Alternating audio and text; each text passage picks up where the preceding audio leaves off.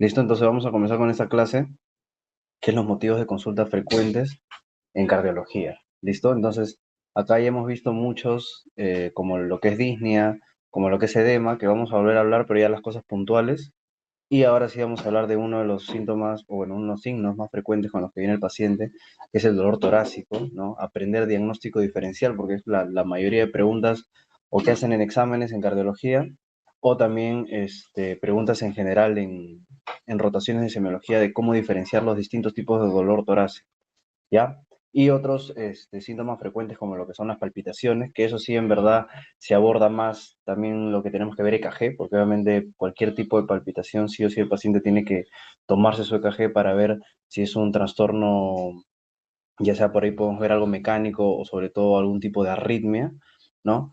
Pero igual vamos a hablar de algunos datitos de qué es preguntar sobre el inicio, sobre si se agregan otros síntomas, desde cuándo apareció, etcétera, ¿no? O sea, lo que podemos ver en la parte de la anamnesis, sin tocar obviamente la parte de KG porque eso ya más a parte clínica, ¿ya?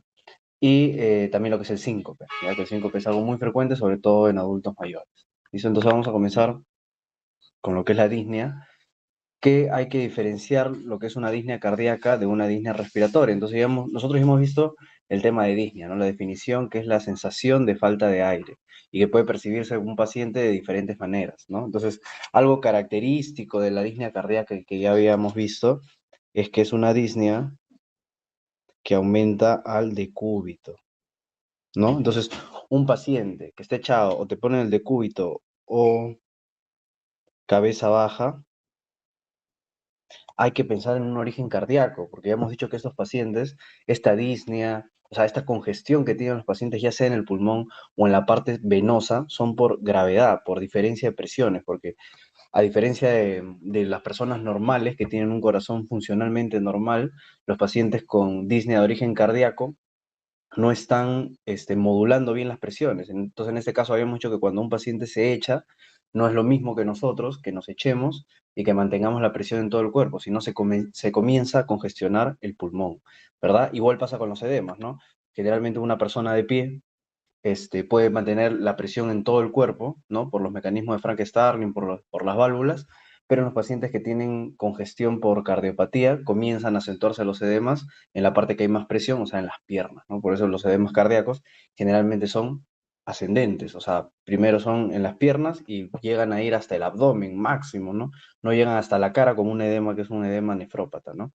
Entonces, la disnea cardíaca es esta, ¿no? Disnea de cúbito, en cabeza baja, que obviamente se acompaña con disnea paroxística nocturna, que ya habíamos visto que eran los pacientes que se despertaban en las noches, ¿no? Con falta de aire. Te pueden decir la ortopnea, que es lo que estamos hablando, ¿no? ¿Qué es la ortopnea? Disnea al decúbito, ¿no? Los pacientes tienen que usar almohadas para poder respirar mejor. Y si por ahí podrían presentarse con tos, es un tos de tipo seca, ¿no? Es una tos seca por congestión. Ya si se agrega un esputo, ¿no? Acuérdense, ¿alguien recuerda qué tipo de esputo era el esputo que presentaba un paciente con edema ya cardiogénico? O sea, porque la tos seca me puede indicar congestión del pulmón, ¿ya? O sea, que ya tal vez hay por ahí una falla ventricular izquierda que está haciendo que se genere congestión a nivel pulmonar. Pero un edema cardiogénico, alguien recuerda muy bien, ya cambia a un esputo a salmonado, ¿no? ¿Y por qué era salmonado? O sea, como el salmón así medio rosado, porque ya comenzaba a haber tanta congestión que se rompían algunos capilares, ¿verdad? Y hacía como esa combinación entre el esputo normal, que era un esputo, por así decirlo, hialino, con sangre, pues, ¿no? Entonces ya era un esputo salmonado que me podía hacer pensar en edema agudo de pulmón, ¿no?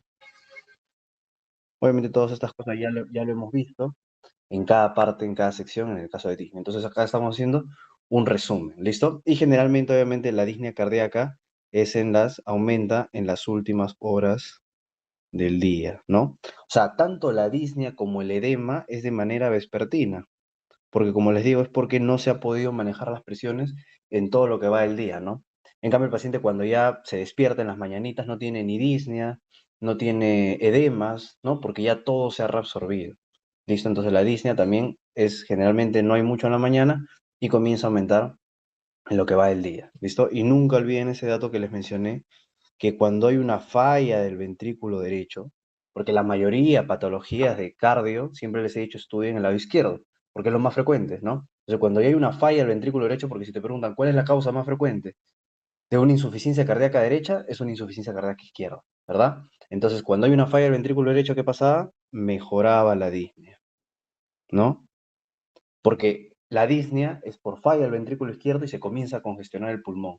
Pero cuando ya se llega a congestionar también el ventrículo derecho, es como que abre un canal más, entonces toda esa congestión que estaba en el pulmón se pasa al ventrículo derecho. Entonces, por eso ese lapso de tiempo, dijimos que el paciente mejora su disnea, pero no es algo de buen pronóstico, no es que que el paciente ha dejado de tomar medicamentos y ahora ha mejorado su disnea, ha tenido un buen pronóstico, no. Acuérdense que todas las patologías cardíacas son de remodelado, entonces es irreversible. Entonces un paciente que no está teniendo un buen control, no está teniendo tratamiento, que mejora la disnea, eso es porque ahora hay una falla del ventrículo derecho, se está pasando la congestión ahí y posiblemente el paciente ya comienza a tener congestión como ingurgitación yugular, ya más edemas, hepatomegalia, y nuevamente al tiempo se va a acentuar nuevamente la disnea porque ya se va a llegar a congestionar todo, ¿no? Entonces siempre acuérdense que mejora de la disnea en un paciente con insuficiencia cardíaca me indica claudicación del ventrículo derecho, ya comienza a haber falla del ventrículo derecho.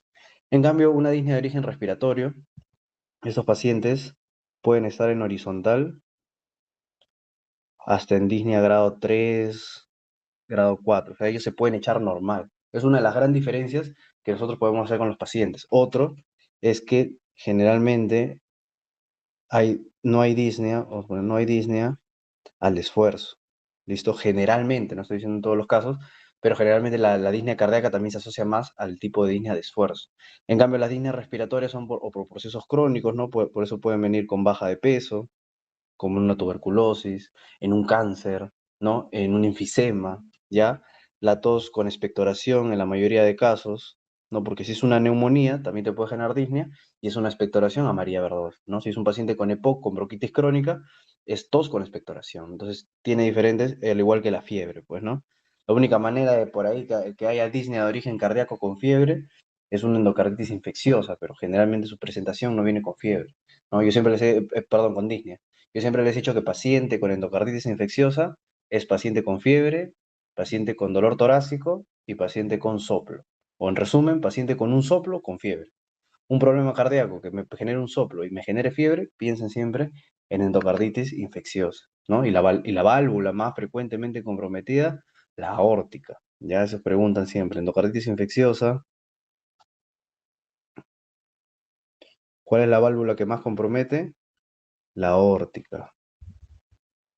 En cambio, la fiebre reumática, que es otra patología muy frecuente que genera compromiso valvular, sobre todo genera daño de la mitral. ¿Listo? Entonces los grados de disnea también ya lo conocen, ¿no? Porque estos grados según el NIJA, tanto para el grado de disnea como para el grado de angina que vamos a hablar, ¿no? Entonces siempre grado 1 a altos esfuerzos, ¿no? Grado 2 a moderados esfuerzos, grado 3 ya a esfuerzos de la vida cotidiana, ¿no? Vestirse, bañarse, cepillarse los dientes, hablar, ¿no? Y una disnea grado 4 ya es una disnea en reposo, tanto físico como mental. ¿Listo?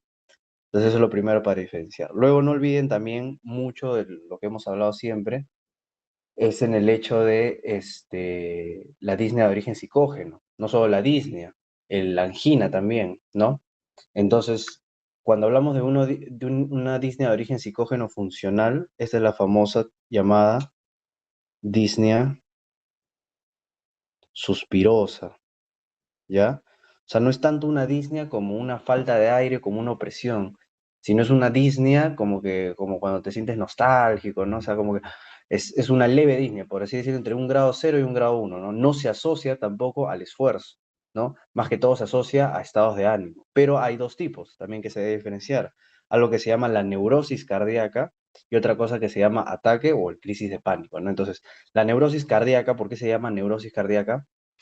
Porque está desencadenado, ya desencadenado por fobias o por miedos, ya, pero a un padecimiento del corazón, ya. O sea que el paciente siente que le falta el aire o algo y piensa que es por corazón, porque tiene algún tipo de cardiopatía, le han dicho que si su papá es hipertenso, su mamá es hipertensa, también él puede ser hipertenso, entonces ya comienza a asociar todo a un problema cardiovascular. ¿Listo? O también se pueden agregar otros síntomas como angina de pecho, ¿no? O sea, todo lo asocia a un problema cardiovascular, o sea, específicamente a un problema cardíaco. Por eso se llama neurosis cardíaca. En cambio, los ataques o crisis de pánico está dentro, está englobado en lo que son los trastornos de ansiedad, y a esto también se le llama, por ejemplo, corazón de soldado, ¿ya? Un corazón irritable. También se le llamaba el síndrome de Da Costa, síndrome de Da Costa o astenia neurocirculatoria.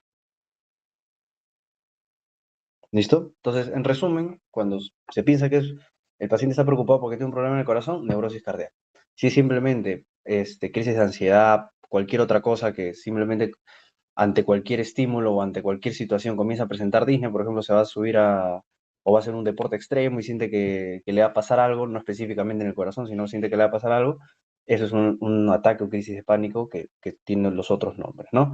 Pero siempre deben recordar esto porque cuando se descarta cualquier patología estructural, o sea, el paciente le toma su EKG, en el caso de disnea, ¿no? Se le toma su radiografía de tórax, se le hace su prueba de ergometría, ¿no? Y se descarta cualquier causa estructural, vamos a pensar en algo de origen funcional. Recuerden que la mente, siempre les digo, la mente es muy poderosa, ¿ya? Entonces, en verdad, hay muchos pacientes que hasta piensan que no tienen eso, pero la gran mayoría de pacientes, el 15, el 20% de pacientes que vean en consultas con disnea, con angina, ¿no? Muchas de estas cosas es porque ellos mismos comienzan a crear estos síntomas. ¿Listo? Entonces vemos el primer caso, dice Leoncio, un empleado gastronómico de 76 años, tiene una estenosis valvular aórtica de varios años de evolución, ¿no? Su patología es una estenosis. Desde hace un año presenta disnea progresiva que ha llegado a la ortopnea, ¿no? O sea, disnea cuando el paciente está echado, que le obliga a dormir semisentado. Entonces, eso ya nos indica un origen de disnea cardíaca, ¿no?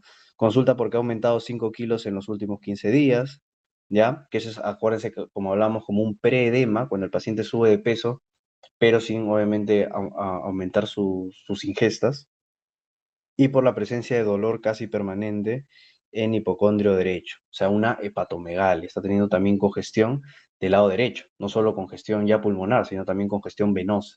Además, manifiesta sentirse mucho mejor de la falta de aire, ya que puede dormir acostado en posición horizontal. Entonces, ¿qué significa eso? Que se sienta mejor, que hemos dicho aquí, esto de sentirse mejor, que me indica una falla del ventrículo derecho. Muy bien, una insuficiencia y una insuficiencia cardíaca derecha. Pero nosotros vamos a hablar de la estenosis aórtica, ¿no? Les he hecho una pregunta de estenosis aórtica. Vamos a hablar de la estenosis aórtica genera los tres síntomas que vamos a hablar hoy día, que es la disnea, la angina y el síncope, ¿no? Entonces, siempre deben recordar en ese orden, ¿no? La estenosis aórtica, lo primero que genera es angina de pecho. O sea, lo frecuente, ¿no? Este paciente, por ejemplo, no ha debutado con angina. Lo segundo que presenta es el síncope, que es generalmente con lo que el paciente viene a consulta. Son pacientes adultos mayores que comienzan a tener desmayos. Y lo tercero es ya la disnea, ¿no? ¿Por qué la angina, doctor? ¿Por qué genera dolor tipo isquémico? Porque acuérdense que la aorta está la válvula aquí y las coronarias salen de acá. Entonces la estenosis aórtica, las estenosis valvulares, es cuando la válvula no se abre bien, ¿verdad? Entonces no sale sangre. O sea, al no salir sangre, no se está oxigenando tampoco las arterias coronarias, aquí, ¿no? Porque acá hay una estenosis, entonces no está llegando buena irrigación a las arterias coronarias y se genera angina. ¿Por qué se genera síncope? Porque no está saliendo sangre a la parte sistémica, entonces hay hipoperfusión cerebral y se genera síncope. ¿Y por qué se genera disnea? Porque obviamente si hay una estenosis acá, ¿qué pasa? El corazón comienza a generar hipertrofia ventricular, se vuelve más grueso. ¿Y esto qué hace? Que se congestione el pulmón y comienza a generar disnea. Pero por eso la disnea ya es lo último, ¿ya? Por eso siempre que les diga, paciente con estenosis aórtica, ¿no? Que debuta con cuadros de angina, ese tiene tiempo de sobrevida hasta de 5 años, ¿verdad? Si debuta con síncopes, hasta de 3 años. Pero si un paciente con estenosis aórtica debuta con cuadros de disnea, o te pueden decir ya como insuficiencia respiratoria, Esos son los pacientes que tienen menos esperanza de vida, porque ya me indica que hay remodelado del ventrículo izquierdo, ya me indica que hay congestión pulmonar y posiblemente este paciente encima ya tiene congestión del lado derecho. ¿Listo? Entonces, pero acá enfatizar en lo que hablábamos de disnea, que el de origen cardíaco generalmente aparece en ortopnea, ¿no? Que es lo que tenía este paciente. Listo. Ahora, hablando de dolor torácico, que sí es algo nuevo que vamos a hablar, en sí también ya hemos hablado de los tipos de dolor, pero ahora nos vamos a referir netamente al dolor torácico. Entonces, el tipo de dolor más frecuente que existe, en nosotros pensar, es el dolor de la isquemia miocárdica, ¿no? Entonces, acá hay muchos diagnósticos diferenciales, que justo también les he puesto un cuadro al final, ¿no? De diferenciar aquí lo que es un infarto o miocardio, una pericarditis o una disección de aorta, ¿no? Y lo otro que siempre les he dicho, diferenciar primerito cuando un paciente viene, buscar sensibilidad, ¿no? Porque yo que les había dicho, ¿qué pasa si un paciente viene con dolor en el pecho, ¿no? Pero tú cuando le haces la inspección le tocas a nivel del corazón, entre comillas, el paciente te dice que le duele. ¿Qué pasa cuando hay aumento de sensibilidad o aumento al tacto? ¿Alguien recuerda cuál es el diagnóstico? Eso ya no es dolor por isquemia. ¿Alguien recuerda cómo se llamaba eso? Cuando hay dolor a la palpación, eso es una costocondritis. Ya nunca olviden. Porque esos pacientes tú les vas a dar su ibuprofeno, un antiinflamatorio, y va a mejorar el dolor, ¿no? Costocondritis, o también llamado síndrome de Tietze, ¿no? Eso ha sido hasta pregunta de residentado. ¿Ya? Entonces es importante porque yo les he dicho, la isquemia del corazón que no llegue oxigenación al corazón, o sea, que no llegue sangre, no tiene por qué cambiar o no tiene por qué modificarse ni a la palpación ni a los movimientos respiratorios. ¿Ya? Un dolor por cardiopatía isquémica, por enfermedad de las coronarias, o sea, porque hay poco flujo en el corazón, no aumenta si el paciente inspira, expira, cambia de posición, no. O sea, se mantiene a pesar de cualquier cosa, o sea, es independientemente de los movimientos. Siempre deben recordar eso, ¿no? Eso también es otra cosa. Entonces, que le duela la palpación, pienso en una costocondritis, un síndrome de Tietze, ¿no? Un dolor inflamatorio, hasta podría ser por ahí una disección de aorta, si obviamente la evolución también, porque la costocondritis es como que gradual, pues la disección de aorta vamos a ver que es abrupto, intenso, y podría haber dolor a la palpación si estamos hablando de que te estamos tocando los lados de hemorragia, pues, ¿no? Pero, o sea, generalmente cuando es un así gradual que te dice, doctor, hace un tiempo siempre me está doliendo el pecho, siento como punzada, ¿no? Que generalmente un dolor tipo punzada ya me aleja de una cardiopatía isquémica, hay que pensar en esto, ¿no? Y si es un dolor que te dice que aumenta cuando inspira, cuando tose, ¿no? Todas esas cosas, pienso en una pericarditis, que vamos a hablar ahorita, ¿ya? O también podría pensar en una pleuritis, ¿no? Que también esté doliendo la pleura parietal y justo estoy doliendo la de la parte anterior. ¿Listo? Entonces, cuando hablamos por dolor por isquemia miocárdica, ¿no? Acá estamos hablando de la cardiopatía isquémica.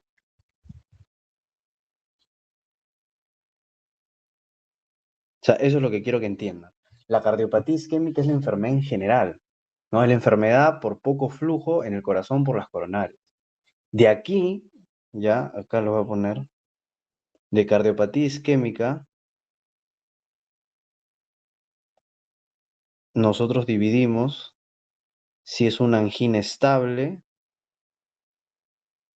o un síndrome coronario agudo. ¿Se entiende?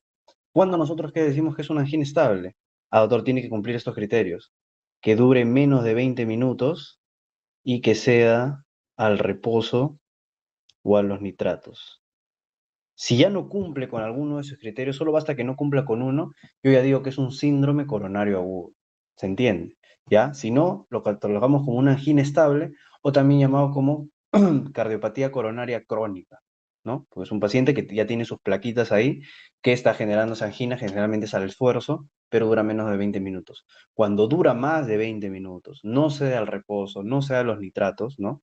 Al isosorbide, generalmente, ya lo catalogamos como síndrome coronario agudo. Y este síndrome coronario agudo se divide en angina inestable, que tiene varios tipos, la angina inestable, la de recinto agudo, la angina de Prince-Metal, la angina recurrente, ¿no? O sea, ya es diferentes tipos, pero ya es catalogada como angina de tipo inestable, o hablamos de los mismos infartos, ¿ya? Entonces, ¿cuál es la diferencia entre una angina inestable y un infarto? ¿Quién sabe? Un infarto o de miocardio. ¿Cuál es la diferencia? O sea, ¿qué estudio tal vez o qué es lo que los diferenciaría entre una angina inestable y un infarto agudo de miocardio? Porque en el infarto agudo de miocardio acá se encuentra lo que es el ST no elevado, ¿no? Y el ST elevado. Entonces, ¿alguien sabe qué es lo que los diferenciaría a ambos? Porque ya diferencié que una angina estable es aquella que tiene estos criterios, ¿verdad? Aquella que cumple con esos criterios, que dure menos de 20 minutos, que sea el reposo, que sea los nitratos. Pero ¿qué me diferencia ahora cuando hablo de un síndrome coronario agudo? Es porque cuando yo ya entro en un síndrome coronario agudo, y eso es también lo que se tiene que entender, aunque actualmente ya han dicho que todo paciente con dolor torácico se le tiene que pedir EKG y enzimas cardíacas, ¿ya? Pero generalmente cuando yo sé que es un paciente con angina estable, no es necesario un EKG, porque no estoy pensando en un síndrome coronario agudo. Si no, ese paciente obviamente hay que programarlo para una consulta externa, para hacer pruebas de esfuerzo, para ver cuál es la obstrucción de sus arterias, y bueno, si tienen dinero, una coronografía, ¿no? En cambio, el paciente con síndrome coronario agudo, o sea, que ya no cumple con estos criterios, a estos pacientes sí o sí le piden su EKG y sus enzimas cardíacas. ¿Listo? Entonces, eso es lo que le diferencia. Porque el paciente con angina inestable también puede tener supradesnivel o infradesnivel del ST. Generalmente el paciente con angina inestable, ¿ya? Va a tener va a tener infradesnivel del ST, ¿ya? Que no es un infarto agudo de miocardio con ST no elevado, ¿no? Es una angina inestable, ¿ya? Entonces, lo que los diferencia es que la angina inestable tiene troponinas negativas, ¿ya? No hay daño, no hay necrosis todavía en el corazón. En cambio, los que ya hablamos de infarto, ya sea ST elevado o ST no elevado, que este es el subendocárdico, o sea, hay una obstrucción pero en el subendocardio, eso lo vamos a ver ya cuando veamos los casos clínicos, les voy a explicar, pero ya hay una necrosis en la parte interna del corazón, o sea, ya hay algo de necrosis. Entonces, en ambos hay troponinas positivas, ¿ya? Entonces, en la angina inestable no hay troponinas, ¿ya? Eso es lo que me diferencia. Eso porque muchos confunden, cuando hablamos de cardiopatía isquémica, se confunden con estos términos de angina estable, síndrome coronario agudo, infarto agudo de miocardio, ST elevado, no elevado, ya les he dicho. La enfermedad en general, estamos hablando del tema cardiopatía isquémica, ¿no? De ahí yo divido. Es un paciente con angina estable, con síndrome coronario agudo, veo los criterios. Dura menos de 20 minutos, reposo, o sea el reposo, sea de los nitratos, es un paciente con angina estable. Dura más de 20 minutos, no sea el reposo, no sea los nitratos, síndrome coronario agudo. Le pido troponina, sale negativo, es angina inestable. Le pido troponina, sale positivo, pienso en lo que es infarto agudo de miocardio. Y ahí en el EKG veo si es ST elevado o ST no elevado. ¿Listo? Claro. Entonces la intensidad del cuadro va a ser variable, pues, ¿no? Estamos hablando que pueden haber cuadros desde leve dolor, pero generalmente las cardiopatías isquémicas tienen de moderado a intenso, ¿verdad? Y todo depende también del grado de obstrucción de la arteria, pues, ¿no? Siempre recuerden una pregunta de fisiopatología, es, si tiene el 70% de obstrucción, esto ya comienza a generar la angina de esfuerzo, ¿no? Cuando el paciente hace actividades, ya comienza a doler. Y cuando ya se obstruye el 90%, ya genera la angina en reposo, ¿ya? Obviamente, si se obstruye completamente, ahí estamos hablando de un infarto, pues, ¿no? Un síndrome coronario agudo. Y eso, entonces la intensidad es variable, pero generalmente pues es una intensidad de 7, 10, con los que vienen los pacientes, ¿no? No es un dolor leve. Ya, la localización, siempre recuerden característicamente, te pueden poner precordial, ¿ya? O famosamente retroesternal. Ya, es lo más característico, ¿ya? Precordial, retroesternal. También te pueden decir que puede ir a nivel supraclavicular, ya a nivel de la espalda. En las mujeres es frecuente infraclavicular izquierdo, ¿no? Pero eso es obviamente ya lo que decimos siempre, que la medicina no es absoluta, pero la mayoría de pacientes siempre es un dolor de tipo retroesternal, ¿ya? La propagación es importante, pues, ¿no? La propagación hablamos de la irradiación, ¿no? Entonces, característico que siempre te preguntan, ¿dónde se irradia una cardiopatía isquémica? Al cuello, a los hombros, ¿no? Al brazo izquierdo. Pero si te preguntan específicamente, al brazo izquierdo, pero borde cubital, ¿no? La posición anatómica, borde cubital, es la parte interna, la parte medial, ¿no? La que está pegada al corazón. Entonces, brazo izquierdo, borde cubital, porque te pueden preguntar hasta dolores de qué dedos, del meñique, del anular, ¿no? O sea, los que están pegados al eje. ¿Listo? Y ahí, por ejemplo, hay algo característico, ya un dato nuevo en semiología, porque esto es obviamente yo lo que siento que todos saben, ¿no? El tipo de dolor, la ubicación, la irradiación, ¿no? Pero ¿qué pasa cuando esta irradiación se va al borde cubital, pero del lado derecho, del brazo derecho? Eso es atípico, ¿no? Cuando hay una propagación en el brazo derecho, ¿ya? Eso se llama propagación de Lippmann, ¿ya? Propagación de Lippmann, ¿ya? Para que sepan algo nuevo. El tipo carácter, ya saben, es opresivo, pues, ¿no? Opresivo, constrictivo.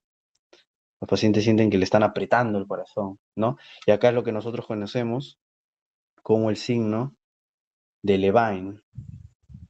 ¿Qué es el signo de Levine, doctor? El signo de Levine es cuando tú ves al paciente que llega a la consulta y se está agarrando el pecho, ¿no? Como apretándose el pecho de lo que se está tratando de decir, como que se le está apretando el corazón. Entonces, cuando el paciente viene así característicamente, agarrándose el pecho, apretándose, eso se le llama signo de Levine. Ya, entonces vamos a poner una manito para que se acuerden que es que se está apretando, que llega así. ¿Listo? La iniciación es dependiendo, puede ser gradual, ¿no? Puede ser abrupta, dependiendo del cuadro. Generalmente si estamos hablando de una cardiopatía isquémica, de una angina inestable, comienza a ser paulatinamente al esfuerzo, ¿no? Diferente cuando ya se ha roto una placa teromatosa y está generando un infarto, eso ya suele ser más abrupto, ¿ya? La duración generalmente es de 2 a 5 minutos, y acá es lo que les hice una de las preguntas del test, ¿no? Que se le llama el periodo de alarma de Gallavardín. ¿Qué es el periodo de alarma Gallavardín? Es lo que nos indica que cuando ya se excede más de 30 minutos, y esa era la pregunta, cuando se excede más de 30 minutos el dolor de tipo isquémico, nosotros ya podríamos pensar que el paciente está teniendo necrosis, ¿ya? Entonces, no vayan a confundir el punto de corte para ya yo no pensar en angina estable es 20 minutos, pero si te preguntan periodo de Gallavardín, es más de 30 minutos que ya nos indica posiblemente que hay necrosis del miocardio. ¿Listo? Los concomitantes, ¿no? ¿Con qué puede aparecer el paciente? También es una pregunta muy importante, ¿ya? Porque generalmente los pacientes, siempre que te digan que aparte, ¿no? Del dolor retroesternal, opresivo, con la irradiación, aparece con náuseas, vómitos, ¿ya? Siempre piensen que ya hay necrosis. ¿Y por qué? O sea, tienen que entender el por qué. ¿Por qué un paciente con infarto podría estar generando náuseas, vómitos, ¿no? Porque comienza a haber irritación del neumogástrico. ¿Y por dónde pasa el neumogástrico? Por la parte de abajo.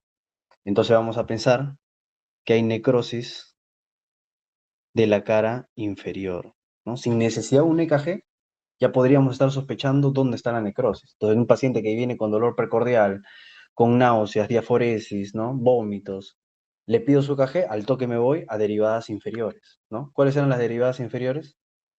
Ya tienen que tener en el EKG al menos el panorama de qué derivadas son de cada cara, pues, ¿no? Las de cara anterior, las de cara posterior, las de cara inferior, muy bien, de 2 de 3 y AOF.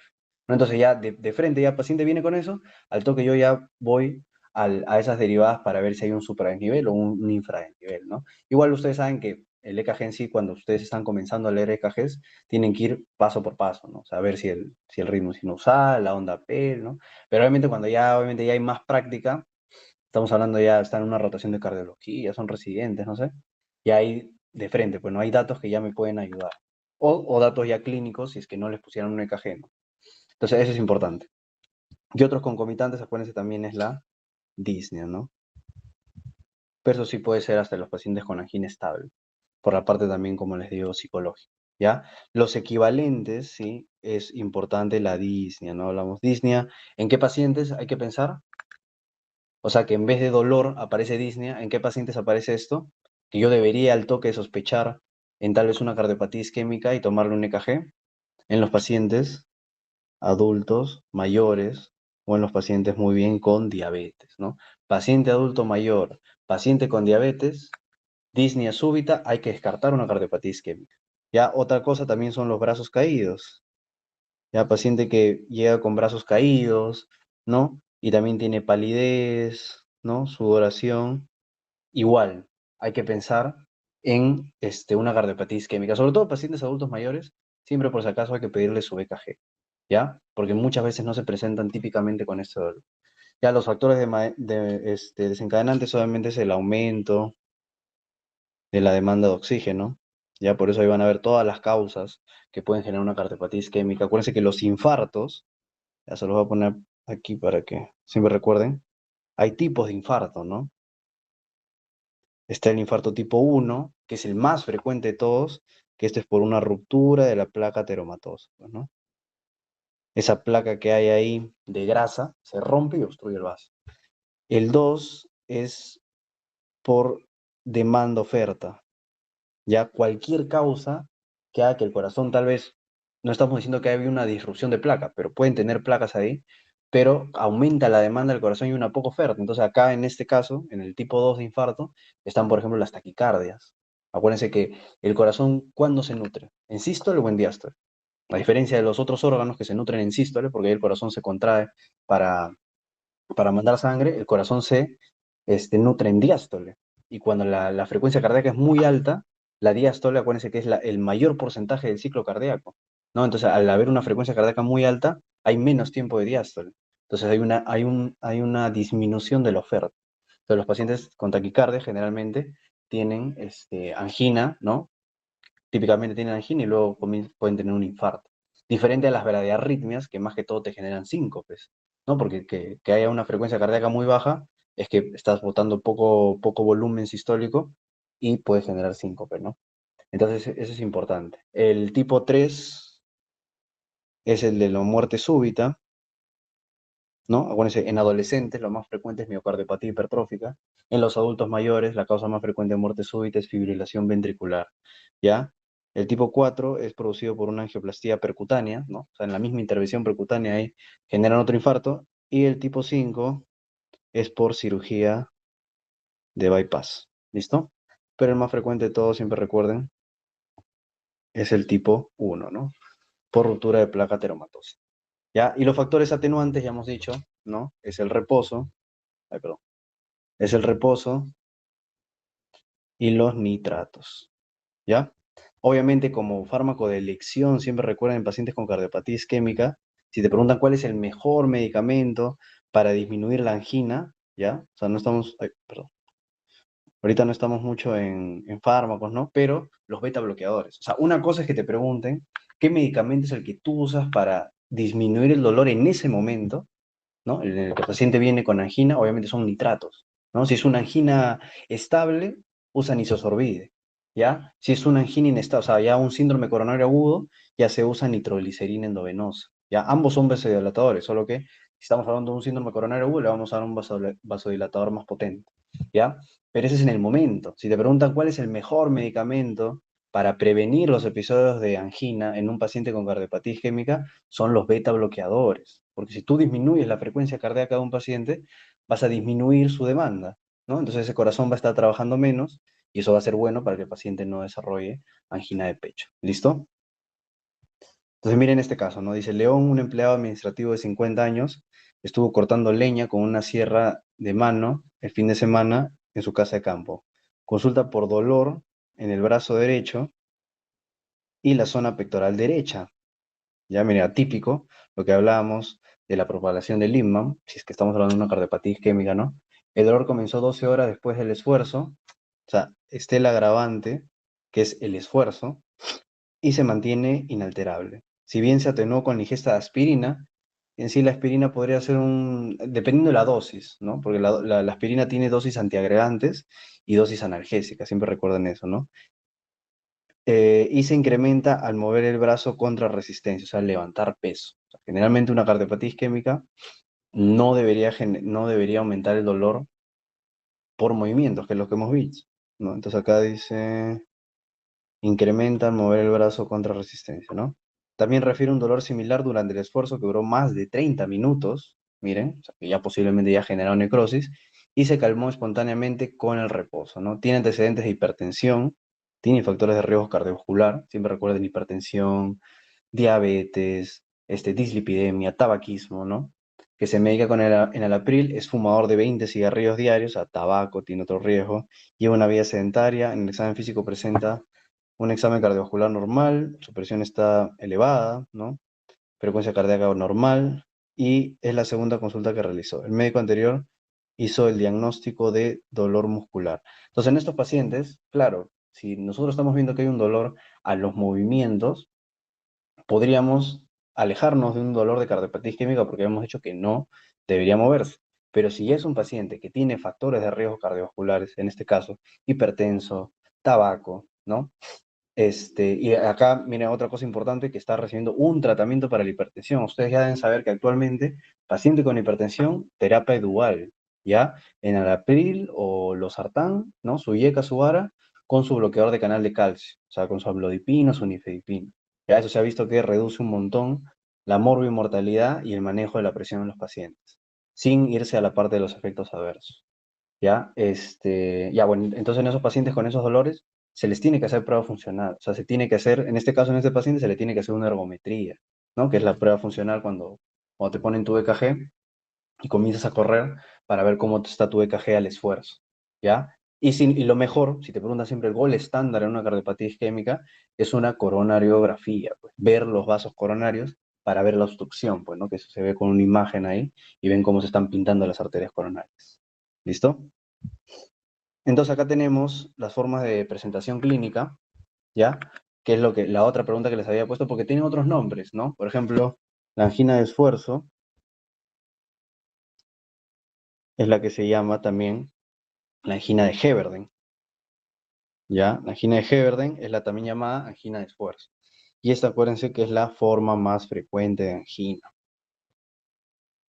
La mayoría de pacientes que vienen con dolor en el pecho es después de hacer una actividad, ¿listo?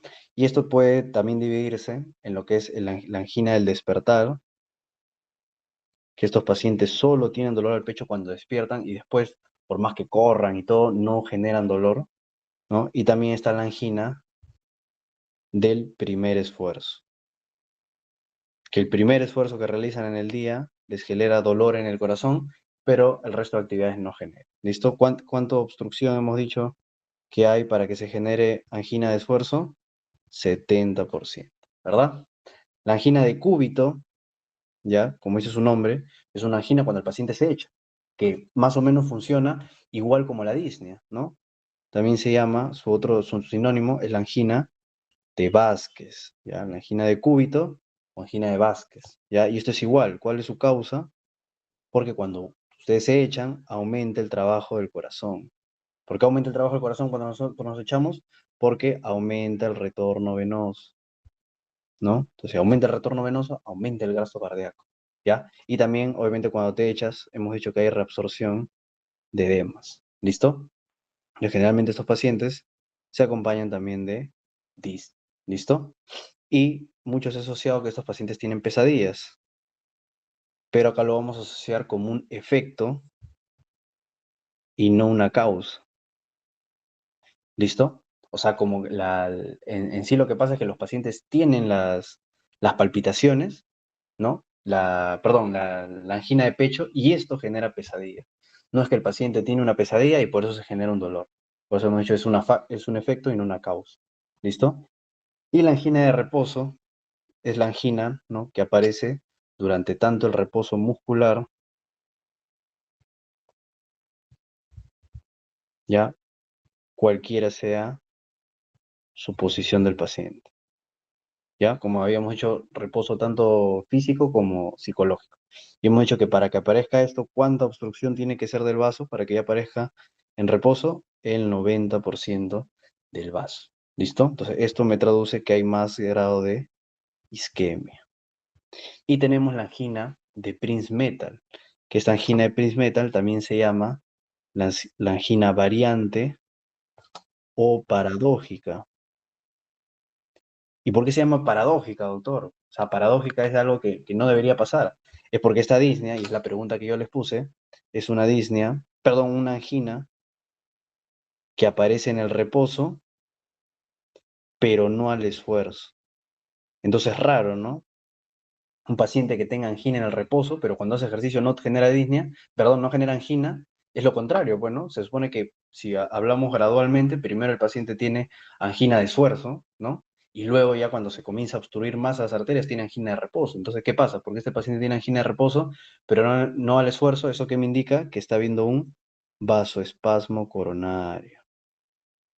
¿Ya? El vasoespasmo coronario es la famosa angina de Prince-Metal. O sea, puede que no tenga placas ateromatosas en las coronarias y esas coronarias simplemente hacen vasoconstricción. Y esa vasoconstricción genera que haya menos flujo al corazón, ¿no? Esto a qué se asocia mucho a pacientes jóvenes, ¿no? Varones que inhalan cocaína, ¿ya? Generalmente, una mujer que genera dolor en el pecho, en reposo, ¿ya? Puede empezar también en síndrome de Takotsubo, ¿no? Sobre todo con respecto al cambio de emociones, ¿ya? Porque eso también es otra cosa. Los desencadenantes, ay, los desencadenantes de este espasmo coronario, por ejemplo, es el frío, las emociones, ¿ya? La ansiedad. Entonces, en esta parte de emociones lo recalco, ¿por qué? Porque, como les digo, si les aparece mujer con dolor en el pecho, ante una situación emocional, piensa en el síndrome de Takotsubo, que es el famoso síndrome de corazón roto. Pero si te dice un varón que genera dolor en el pecho con cambio de emociones, ahí piensen en una angina de Prince-Metal, en vasoespasmo coronario, o que genera también angina al frío. ¿Listo? Importante. Entonces, la etiología, la causa más frecuente, ahí les he puesto todas, pero siempre cuando les pregunto cuál es la causa más frecuente de cardiopatía isquémica, es la obstrucción por una placa ateromatosa, ¿no? Este es el tipo de infarto, hemos dicho, el infarto de miocardio tipo 1, ¿no? La obstrucción de una placa. Y dentro de las otras causas, porque miren, acá les he puesto todas las causas que hay de lo que es un dolor de tipo isquémico, o sea, que haya menos flujo al corazón, están las embolias coronarias, ¿ya? Así como hay embolia cerebrovascular, o sea, porque un trombo del corazón viajó al cerebro, ¿se acuerdan cuando hablamos de una ACV de tipo isquémico? También esos mismos trombos, ¿no? Ya sea por una fibrilación auricular, por una estenosis mitral, también pueden viajar a las mismas coronarias, o sea, ahí mismo se puede obstruir, ¿listo? Pero es más infrecuente, ¿no? Las malformaciones cardíacas, ¿no? ¿Cuáles generan angina? Las cardiopatías congénitas cianóticas, ¿no? Todos los que ya habíamos hablado en el tema de cianosis, que generaban el síndrome de Eisenmenger, ¿no? Que era la hipertensión pulmonar o sea, las cardiopatías acianóticas generalmente son las que tienen John de izquierda a derecha, que es lo normal, que hacen que no se combine la sangre. Pero cuando hacen de derecha a izquierda es porque ha habido una hipertensión pulmonar. Entonces, todas esas cardiopatías, y aparte las cardiopatías cianóticas netamente, que es la tetralogía de Fallot, la transposición de grandes vasos, ¿no? Porque estos generan hipoxemia. ¿Ya? Si hay hipoxemia, hay una disminución de la oferta. ¿Listo? Si les preguntan valvulopatías, ya hemos dicho qué tipo de valvulopatía podría generar angina. Como primer síntoma, la estenosis aórtica. ¿Ya? Ya les expliqué por qué. ¿Qué otras patologías también generan típicamente angina? Miocardiopatía hipertrófica en jóvenes, ¿ya? Prolapso de la válvula mitral.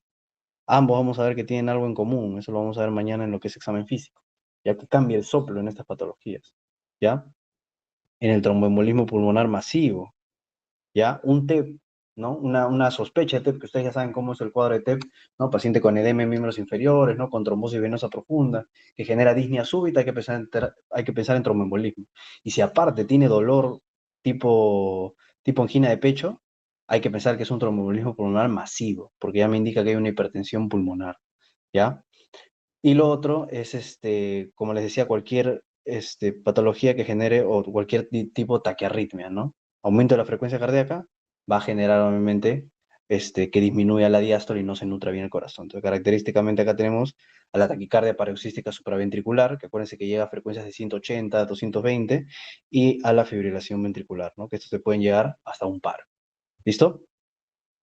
Y acá les ponía la diferencia, ¿no? Entonces, ¿cómo vamos a diferenciar nosotros entre un infarto, entre una pericarditis y entre una disección de aorta? O sea, ¿cuáles son esos datos característicos que siempre nos dan? ¿Ya? Con respecto al infarto que hemos dicho, su inicio es agudo, ¿no? Estamos hablando de infarto, no de cardiopatía isquémica. Su inicio es agudo, se asocia a factores de riesgo cardiovasculares mayores, ¿no? El paciente tenga que ver que tenga diabetes, hipertensión, dislipidemia, tabaquismo, ¿no? Son los factores de riesgo cardiovasculares mayores, según los estudios de Framingham, ¿no? El carácter es retroesternal, opresivo, ¿no? Ya hemos dicho eso del signo de Levin, ¿no? Que viene el paciente agarrándose el pecho.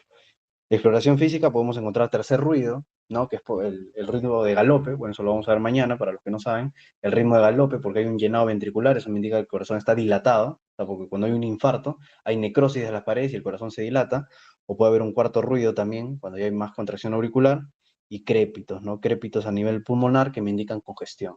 ¿Listo? En cambio, la pericarditis, la gran diferencia es uno que es un dolor de tipo progresivo, ¿no? Otra cosa, ¿a qué se asocia? La causa más frecuente de pericarditis, si les preguntan, es idiopático, no se sabe. Pero la segunda causa más frecuente es por infección. ¿Y qué tipo de infección? Infección viral. Entonces, paciente que te digan que tiene dolor retroesternal y te mencionan que hace una semana, hace 2 semanas, tuvo un cuadro respiratorio, piensen también en pericarditis, ¿ya? El dolor, ¿de qué tipo es?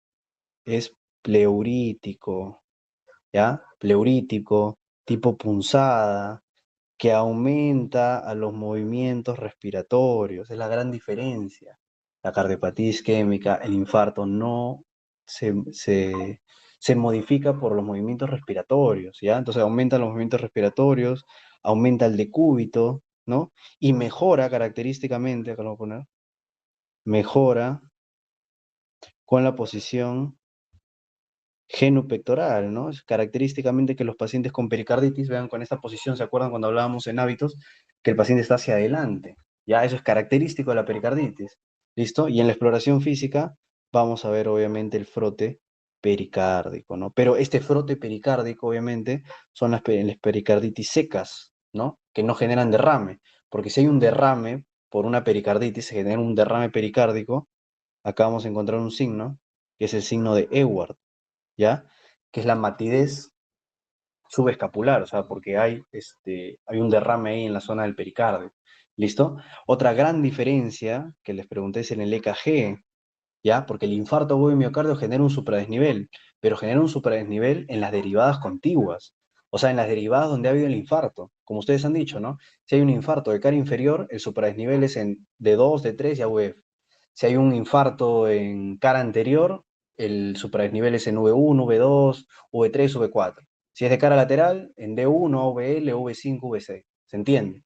En cambio, en la pericarditis es característico que haya un supradesnivel, ¿no? Que también te preguntan que es cóncavo, o sea, carita feliz, porque entre la pericarditis y el infarto, acuérdense que el infarto es peor, por eso es cóncavo, carita feliz, difuso. Entonces, si yo veo un paciente con estas características, otra cosa es también que el paciente, ya acá le vamos a agregar, como es una pericarditis, tiene fiebre, pues también, ya es una infección. Si es que fuera por una infección, tiene fiebre, ¿ya?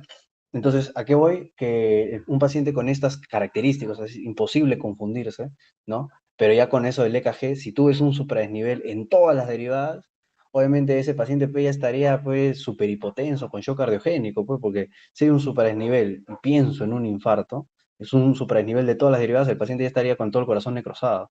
En cambio, si pienso, lo primero que tengo que pensar en un supradesnivel difuso de varias derivadas es en una pericarditis. ¿Listo? Entonces, esas son las grandes diferencias. Y la disección aórtica, acuérdate que es súbita, ¿no? Es un inicio súbito, se asocia a pacientes con hipertensión, con síndrome de Marfan, que era lo que habíamos hablado la otra vez. Ya es un dolor de tipo lancinante, transfixiante, ¿no? El paciente refiere como que lo atraviesa. y puede generar clínica de focalización, ¿ya? O sea, biparesia, hemiplegia, o sea, pero porque puede haber hasta compresión de los plexos, ¿no? Compresión del plexo braquial sobre todo, ¿ya? Pero creo que lo que más te ponen para ustedes pensar en disección de aorta es que haya una diferencia de presión arterial en ambos brazos. Eso nunca deben olvidar. Cuando les dicen diferencia de presión en brazo derecho y en brazo izquierdo, ¿no? En un paciente con dolor precordial o retroesternal, piensen en disección de aorta, ¿ya? Paciente con hipertensión, con diferencia de presión en miembro superior y miembro inferior, ¿qué piensan? Había dicho, disección de aorta es paciente con dolor con diferencia de presión en miembro superior y perdón, brazo derecho y brazo izquierdo. Muy bien. Y paciente con hipertensión, con diferencia de presión en miembro superior y miembros inferiores, piensan en coartación de aorta. ¿Listo? Entonces, las diferencias son puntuales para no confundir los dolores de tipo precordial, ¿no? Si aumenta la sensibilidad a la palpación, síndrome de TITS, costocondritis, que es lo que ya les he dicho. Ya, entonces, mire, acá vemos un caso, dice Santino de 45 años, trabaja como empleado gastronómico, consulta en la guardia del hospital por un dolor retroesternal opresivo de 1 hora de duración. El dolor se modifica con la tos, ¿ya? Si se modifica ese dolor opresivo, porque acá te dice opresivo encima, ¿no? Puedes pensar en cardiopatía isquémica, pero se modifica con la tos, ya se aleja de una cardiopatía isquémica, ¿no? Tiene antecedentes de dislipidemia, sedentarismo, su padre tuvo muerte súbita a los 40 años, el examen físico es normal, tiene una presión alta, el EKG muestra su predesnivel en las derivaciones diafragmáticas. O sea, miren, te dan bastantes datos, como hasta yo pensar en un infarto agudo de miocardio, ¿no? Su predesnivel en derivadas concomitantes, ¿no? Dolor opresivo, ¿no? Y se decide su intención en la unidad coronaria, donde permanece 48 horas, y al final se le da un diagnóstico de pericarditis. O sea, por las características clínicas, y eso es lo que siempre les menciono, por las características clínicas, o sea, que se modifique el dolor a la tos, me hace pensar en un cuadro de pericarditis. Pero obviamente, eso hay que ver más el hecho del EKG. Obviamente, las pericarditis no generan troponinas positivas, por eso estos pacientes se pide EKG y pedirían también troponinas. En estos casos, también las troponinas van a salir negativas, ¿ya? Acá, por ejemplo, tenemos Rocío, un estudiante de 23 años, concurre a la guardia por un dolor torácico anterior, ¿ya? El cuadro comenzó hace 2 horas mientras estudiaba. El dolor es opresivo y se localiza en la zona retroesternal, ¿no? Características de una cardiopatía isquémica. Tiene antecedentes de crisis de pánico, o sea, ya nos dan algo psicológico, que se ha agravado por la proximidad de los exámenes finales, o sea, se asocia esto a que la paciente va a tener exámenes, ¿no? Toma clonazepam en forma irregular, en el examen físico se presenta taquipnéica, o sea, la taquipnea me debe generar trastorno de ansiedad, ¿no? Con suspiros frecuentes, ¿no? Que interrumpen el diálogo. No presenta cianosis, el examen respiratorio y cardiovascular todo es normal, con una presión arterial de 90-60, normal para su edad, y una frecuencia de 120 taquicárdica. Entonces, esta paciente, estamos hablando de que tiene una crisis de pánico, una crisis de ansiedad, ¿ya? Estamos hablando de un trastorno de ansiedad, y esta angina simplemente es funcional. ¿Listo? Ahora vamos a hablar de la parte de lo que son palpitaciones, ¿ya? Como ahí les he puesto la definición, se describe tanto como el cambio de la frecuencia, el ritmo o la fuerza de contracción. O sea, las palpitaciones, no necesariamente a los que algunos atribuyen, es netamente a una taquicardia. A veces las bradicardias, ¿no? Con a veces la sensación inminente de muerte, si es que es algo muy frecuente, ¿ya? Prácticamente el 20%, 30% de palpitaciones también van a ser de origen funcional o psicológico, ¿no? Cuando hablamos muchas veces, tal vez en algún momento tenía estas palpitaciones. Como les digo, hay que descartar siempre una causa arritmogénica, ¿no? Pero no solo se debe a taquiarritmias, ¿no? También puede ser por bradicardias o, como dice, por fuerza de contracción cardíaca, ya sea por un tipo de esfuerzo o cualquier situación que está haciendo que el corazón trabaje más, ¿no? Y como les pongo, la mayoría de los pacientes que consultan no tienen una enfermedad estructural cardíaca. O sea, aproximadamente los pacientes que sí van a tener una enfermedad estructural cardíaca van a ser el 30 al 40%. Pero el resto, el 50 al 60%, ahí se ve que son causas funcionales, que son causas psiquiátricas o son por otras enfermedades, ¿no? Por eso acá, miren, les he puesto todas las enfermedades que me pueden generar palpitaciones, ¿no? Miren, la misma tirotoxicosis, ¿no? El paciente hipertiroideo obviamente tiene taquicardias y eso genera palpitaciones. Los pacientes con feocromocitoma, ustedes saben, la tríada del feocromocitoma, ¿no? Paciente con hipertensión, ¿no? Una con una crisis hipertensiva, paciente con crisis hipertensiva, paciente con palpitaciones y paciente con sudoración, náuseas y vómitos, hay que pensar en feocromocitoma, ¿no? Los cuadros febriles también te pueden generar taquicardia, hemos hablado de eso, por cada grado centígrado aumenta la frecuencia cardíaca de 10 latidos por minuto, los trastornos de pánico, la ansiedad, entonces la somatización, como les digo, en la mente es tan poderosa que puede generar mínimas frecuencias cardíacas. Hay pacientes que a veces tienen frecuencias cardíacas de 160, 170 cuando hacen ejercicio y no tienen ningún problema, pero a veces tienen taquicardias de 110, 120, pero están en reposo, están pensando en eso y sienten las palpitaciones, ¿no? Entonces las características de las palpitaciones es muy importante preguntar, ¿no? ¿Cómo son las palpitaciones? ¿Cómo comenzaron? ¿Cuándo comenzaron? Si hay algún desencadenante, ¿no? Hay personas que toman alcohol, fuman o alguna sustancia o algún tipo de droga y esto genera las palpitaciones, eso también hay que preguntar cómo inician, cómo finalizan, ¿no? Eso característicamente siempre les van a poner el tipo de taquicardia que tiene un inicio y fin súbito, siempre piensan en taquicardia paroxística supraventricular, o sea, eso es pregunta característica de examen. Son un paciente que te dice que siente palpitaciones de inicio súbito, de la nada, pum, pum, pum, comienza a sentir su corazón. Y de la misma manera también hay que pensar en taquicardias por reentrada del nodo AB, ¿no? Una taquicardia paroxística supraventricular. ¿Listo? Y en estos pacientes, o sea, lo ideal, lo ideal es que estos pacientes vayan a su casa con un holter, no solo un EKG, porque estos pacientes cuando tienen palpitaciones, o sea, van a llegar al consultorio, te van a decir, doctor, hay veces que siento que el corazón se me va a salir, que siento como una opresión, se siente como que me va a morir, también pueden decir eso, ¿no? Y muchas veces, obviamente, si nosotros le tomamos un EKG en ese momento, no vamos a encontrar nada, ¿ya? Porque como les digo, muchas de las taquicardias son paroxísticas, o sea, la misma fibrilación auricular, la fibrilación auricular también tiene paroxismos, no piensen que el paciente con fibrilación auricular siempre su KG va a ser así, su ritmo irregular. Eso puede ser ya en pacientes con fibrilación auricular avanzada, pero generalmente los pacientes tienen fibrilación auricular paroxística también. Entonces lo ideal es que todos esos pacientes tengan un holter para que nosotros veamos su EKG en todo el día, ¿no? Eso es lo ideal, pero no muchos vamos a ver eso, ¿no? Por eso igual también tenemos que hacer un examen físico para ver que no hay algún tipo de soplo, un desdoblamiento, ¿no? Un aumento de tono, porque eso también nos puede orientar a un origen arrítmico, ¿no? Entonces, como les digo, si tienen síntomas asociados como angustia, temor, ansiedad, mareos, eso nosotros podemos decir que es de buen pronóstico, ¿no? Y podemos decir, explicarle al paciente que es funcional y muchas veces tiene que hacer interconsulta con psicología, con psiquiatría. No simplemente decir es funcional y ya, ¿no? Sino ver ese tema para que los desencadenantes no generen nuevamente eso, porque si bien puede ser algo funcional, una taquicardia, como les digo, si el paciente, no sé, no tiene un buen estado físico, imagínense un paciente obeso, así sea funcional, tiene una taquicardia, le puede generar un infarto, le puede generar isquemia, ¿ya? Entonces no es simplemente que es tu mente y ya. ¿Listo? Pero si el paciente se presenta, por ejemplo, con síncope o con angina, ¿no? Las palpitaciones, esto ya hay que pensar que es de mal pronóstico. ¿Listo?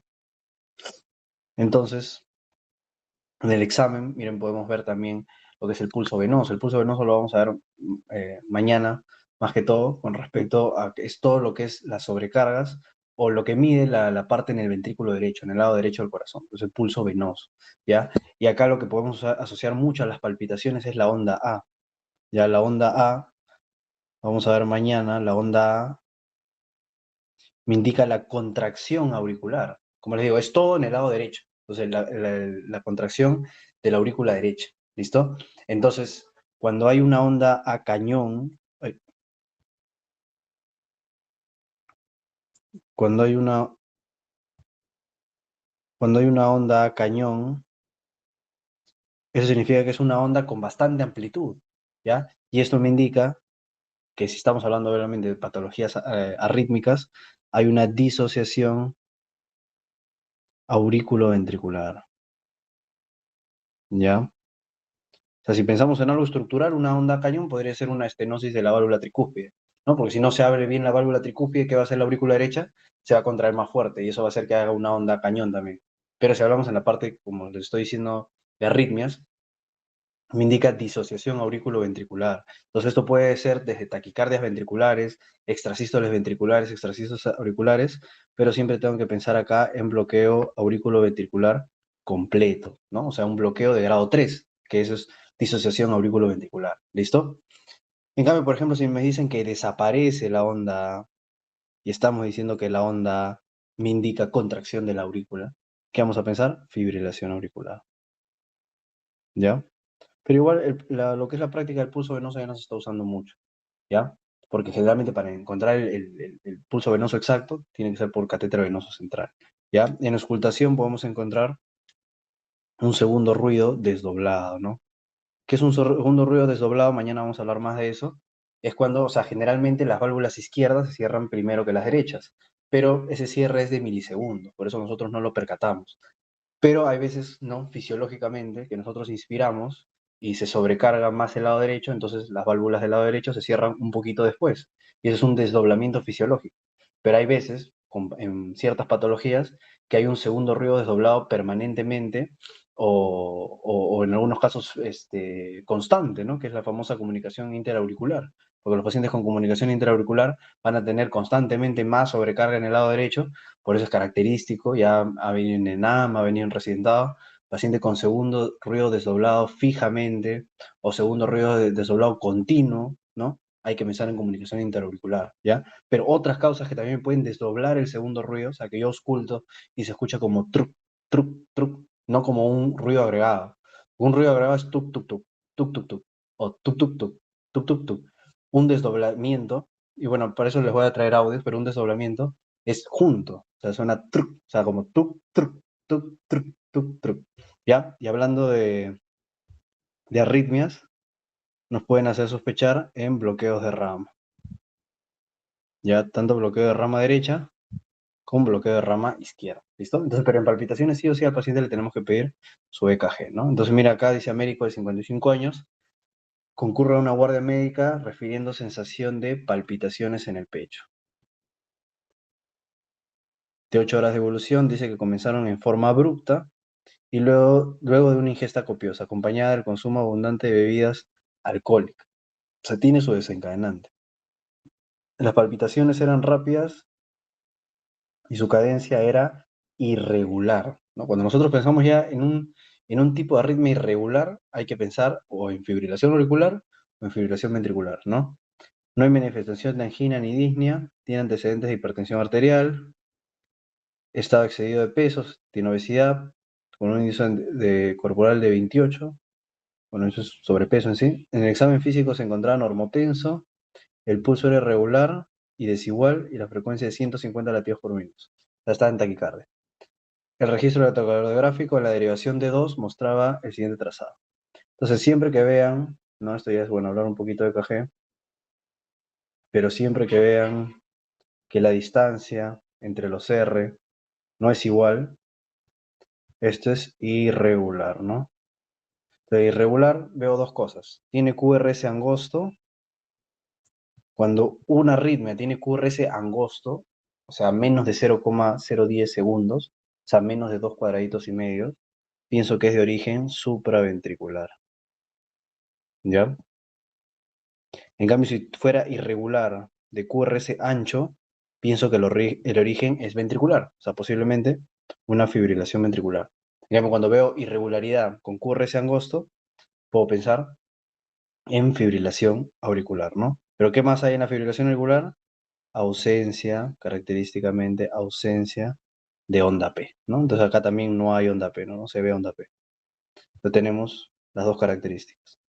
Ausencia de onda P y ritmo irregular, ¿no? Y se me preguntaron, y lo vamos a ver mañana, ¿qué tipo de pulso genera la fibrilación auricular? El famoso pulso deficitario.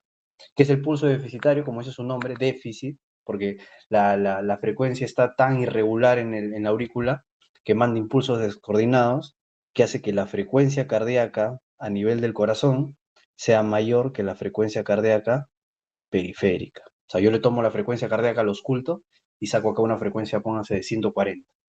Y si le tomo la frecuencia de pulso, tiene una frecuencia de 116. Entonces, eso es pulso deficitario.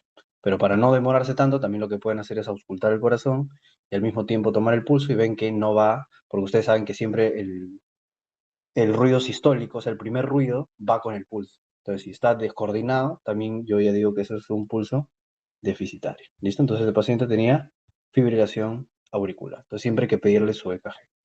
¿Ya? Ahora vamos a hablar de síncope, ¿no? Como dice el síncope, es un síndrome clínico caracterizado por la pérdida brusca y transitoria de la conciencia. Entonces, algo que nosotros tenemos que diferenciar bien de lo que es la lipotimia, ¿ya? No debemos confundir síncope con lipotimia, ya que la lipotimia también es el desvanecimiento por disminución de la presión arterial transitoriamente, ¿ya?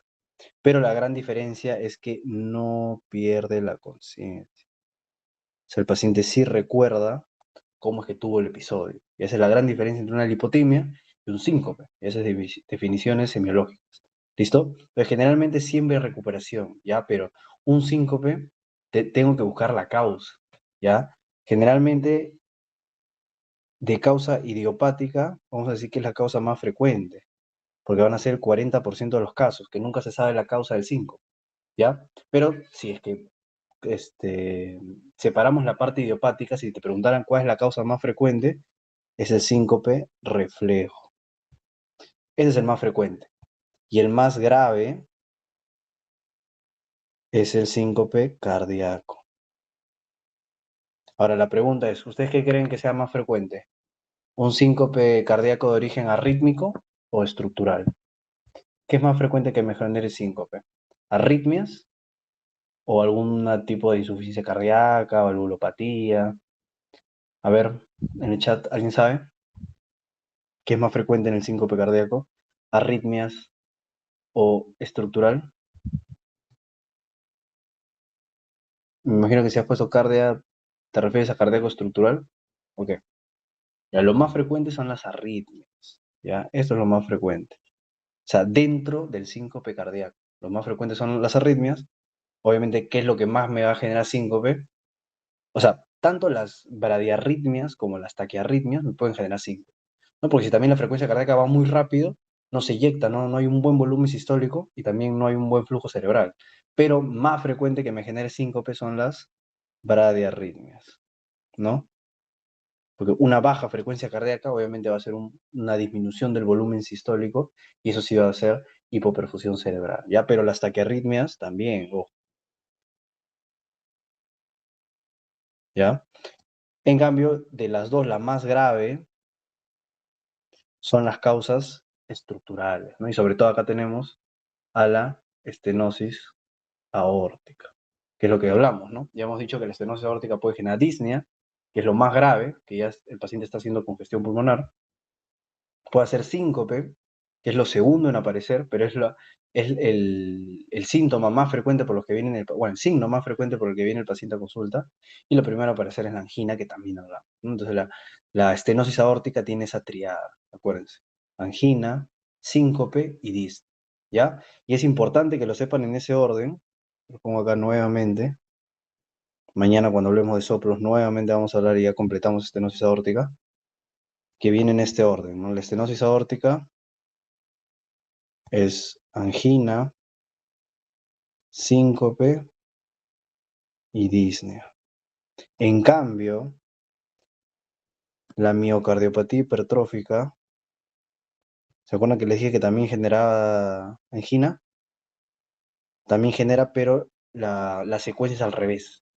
¿Ya? O sea, el paciente con miocardiopatía hipertrófica primero genera disnea, luego genera síncope y al final genera angina de pecho. ¿Ya? Para que recuerden también. Entonces, lo más frecuente, ¿no? Excluyendo la parte idiopática, es un síncope reflejo. ¿Ya? Que acá obviamente podemos tener lo que son los síncopes vasovagales, ¿ya? Los síncopes situacionales, que son síncopes que ocurren cuando el paciente, por ejemplo, vamos a poner acá, Cuando el paciente micciona, defeca, tose, ¿ya? Micción, defecación, tos, emocional, ¿no? Cualquiera de esas cosas que me genere síncope es de tipo situacional, que es un síncope reflejo, ¿no? O el vaso vagal, que ustedes ya saben que el nervio vago, ¿qué es lo que hace? Disminuye la frecuencia cardíaca, disminuye la presión arterial. Por eso me puede generar también un síncope, ¿no? Entonces, el síncope reflejo es también llamado lo que es el síncope neurocardiogénico, porque tiene que ver con la parte neurológica. Neurocardiogénico, ¿ya? O neuromediado, ¿ya? Los dos nombres, neurocardiogénico o neuromediado, ¿ya? Entonces, el síncope reflejo puede ser vasovagal, situacional, por hipersensibilidad del seno carotídeo, o sea, los mismos receptores que tenemos, los receptores, son más sensibles y hacen que caiga más rápido la presión, y los inducidos, ¿no? Que también se puede inducir por maniobras vagales este síncope. Y el otro síncope es el síncope ortostático, ¿no? ¿Qué es el ortostatismo, ¿no? Con lo que conocemos como hipotensión ortostática, hemos dicho que cuando nosotros nos echamos, se mantiene una presión, ¿no? Entonces, generalmente cuando somos jóvenes, nos paramos y esas presiones al toque se regulan. Pero en las personas adultas mayores, o si lo hacen muy rápido hasta nosotros, ustedes alguna vez lo habrán sentido cuando están echados y ¡pum!, se levantan de golpe, existe lo que es la hipotensión ortostática, ¿ya? Que te paras tan rápido que no haces que tu cuerpo se adapte, no controla esas presiones, y hay una caída de la presión arterial sistólica en 20 milímetros de mercurio, o una caída de la presión arterial diastólica en 10 milímetros de mercurio. Eso es lo que define hipotensión ortostática, ¿ya? Y esta hipotensión ortostática obviamente va a generar una hipoperfusión transitoria en el cerebro, y los pacientes también se pueden desmayar, ¿no? Por eso es muy común que ustedes, creo que a todos nos ha pasado, que se levantan así rápido y se sienten mareados. Eso es por hipotensión ortostática, ¿ya? Obviamente, si pasa frecuentemente, ya hay que ver qué más hay ahí, ¿no? Porque una cosa es que te pase una vez, dos veces, pero siendo joven, no es frecuente que no tengas tan buena regulación. ¿Listo? Entonces, todas esas cosas son cosas que pasan cotidianamente, ¿ya? Por eso es importante este tema del zinc. Y en el adulto mayor, ya siempre, adulto mayor con síncope, descarten estenosis aórtica. O sea, en general, ¿no? Cualquier paciente con síncope, tú lo primero que tienes que hacer es descartar causa cardíaca, porque las causas cardíacas son graves. Tú descartas la parte cardíaca estructural, o sea, le pides su EKG, le pides su ecocardiograma, descartas cualquier parte estructural, y ya bueno, hay que ver las otras causas, ¿listo? Pero lo primero que tenemos que descartar es una causa grave, ¿ya? Síncope en pacientes jóvenes que no se den a hipotensión ortostática o a síncope reflejos, hay que pensar en miocardiopatía hipertrófica, ¿ya? Como lo que hablamos, porque al final es el síntoma, el signo, perdón, que está al medio de los dos. ¿Listo? Entonces, mire, vemos. Aida, de 72 años, es derivada por padecer síncopes recurrentes. Bien, le da 72 años. Síncopes recurrentes. Durante el último año tuvo 10 episodios de pérdida de conocimiento de corta duración, menos de un minuto. Obviamente también acá están las causas neurológicas, ¿no? Pero obviamente también eso también va de la mano, ¿no? Si hay focalización y todo esto para pensar tal vez en un ataque isquémico transitorio o un ACV isquémico hemorrágico, ¿no? Pero generalmente los accidentes cerebrovasculares no van tanto con síncope, ¿no? Los accidentes transitorios, sí, ya, pero los casos típicos de isquémico hemorrágico, ustedes ya saben más que todo vienen con focalización, no es muy frecuente que vengan con síncope. Listo. Como antecedentes relevantes tenía una cirugía de revascularización coronaria hace 2 años, ¿no? Y diabetes bien controlada con insulina. Se internó en reiteradas ocasiones y se realizaron los siguientes estudios. Un electrocardiograma que mostró bloqueo de rama izquierda. Un EKG Holter, un electroencefalograma y tomografía computarizada cerebral que fueron normales, ¿no? Un estudio de perfusión miocárdica con talio que fue normal y un ecocardiograma que mostró una función ventricular conservada. Entonces, la causa, ¿no?, de este síncope, de síncope en esta paciente, ¿no? Con ese bloqueo de rama izquierda, es una bradiarritmia, ¿ya? Ahí solo te dice bloqueo de rama izquierda, pero no estamos viendo que la paciente después se le puede tomar un holter, porque no vemos que hay en el holter, y en el holter podría verse un bloqueo auriculoventricular. que es generalmente lo que genera a los pacientes síncope, ¿ya? Acuérdense, los bloqueos auriculoventriculares que tienen frecuencia cardíaca menor de 60, o sea, hasta menor de 40, esos pacientes están muy cansados, se desmayan constantemente. Como les dije, la causa más frecuente cardíaca de síncope, ¿ya? Las arritmias, ¿listo? En cambio, veamos este otro caso que dice, miren, Fito de 76 años, con antecedentes de hipertensión arterial, tratado con el Alapril, es llevado a una guardia por traumatismo de cráneo con pérdida de conciencia, unos minutos de duración, ¿no? Cuenta un vecino que estaba paseando a sus perros cuando de pronto al correr a su mascota sufrió una caída brusca con pérdida de la conciencia, golpeó la cabeza contra el piso, o sea, tuvo un síncope, ha perdido la conciencia. De inmediato llamó al servicio de emergencia y en 7 minutos llegó la ambulancia.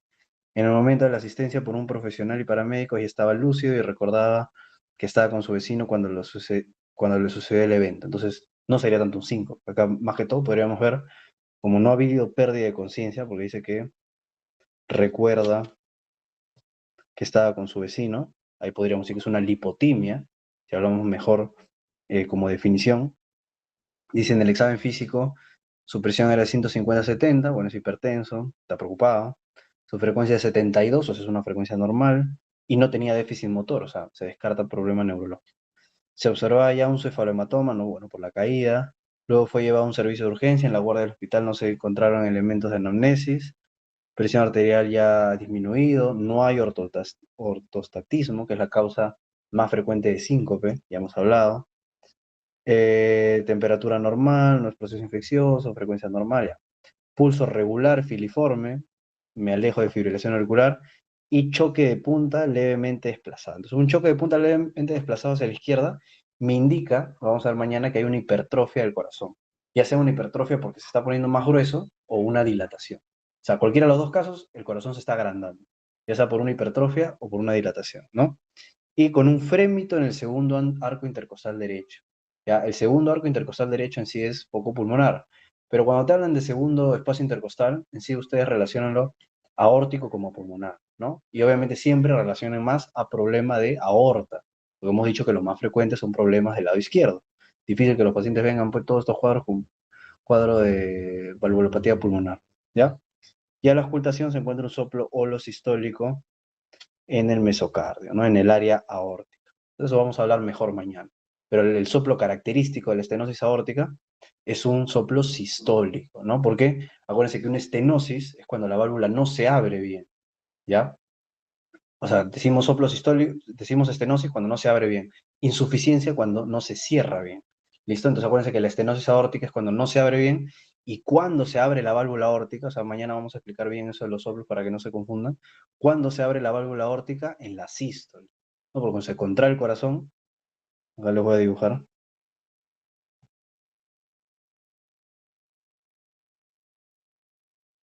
ya. O sea, esta es la aorta, ¿no? Y esta es la válvula. Entonces, como les decía, de acá salen las coronarias, ¿ya? Entonces, la válvula aórtica se abre en sístole. Entonces, cuando no se abre bien, ¿cómo se le llama? Estenosis. Esto es una estenosis aórtica y que genera un soplo sistólico. Ahí. Y los soplos de la aorta, ¿dónde se irradian? Al cuello, como decía acá, ¿no? ¿Dónde estaba? Acá, todavía no lo había dicho. Y se propaga al cuello.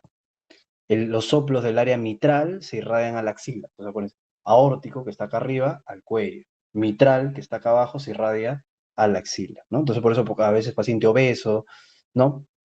No logran ocultar bien a ese nivel del segundo espacio intercostal, ocultan en el cuello. Ahí se va a irradiar el soplo, ¿ya? Soplo sistólico con irradiación al cuello, ¿no? Y como no está saliendo sangre, ¿qué pasa? Lo primero, lo que está más cerca, angina. Angina de pecho. Como no está saliendo sangre, no llega al cerebro, lo que tiene ese paciente, síncopes recurrentes. Y finalmente, cuando se congestiona el pulmón, que dijimos, disnea. ¿Cuál es la causa más frecuente de una estenosis aórtica? La calcificación, que se endurezca la válvula, ¿no? Por eso esto es característico de los adultos mayores. Por eso le dije, paciente adulto mayor con síncope, ausculten el corazón y descarten que tenga un soplo sistólico y descarten que tenga una estenosis aórtica, ¿no? Que un problema estructural es la causa más grave de síncopes, ¿ya? Que es lo que hemos hecho acá. Los síncopes cardíacos son los de más graves. Y los más graves de los síncopes cardíacos son los estructurales. Y acá está la estenosis aórtica. Los más frecuentes son los arritmias. Y si te preguntan en general, ¿cuáles son los tipos de síncope más frecuentes? Los de tipo reflejo, ¿no? Vasovagales, citocinales. ¿Listo? Pero siempre descarten problema cardíaco. ¿Ya?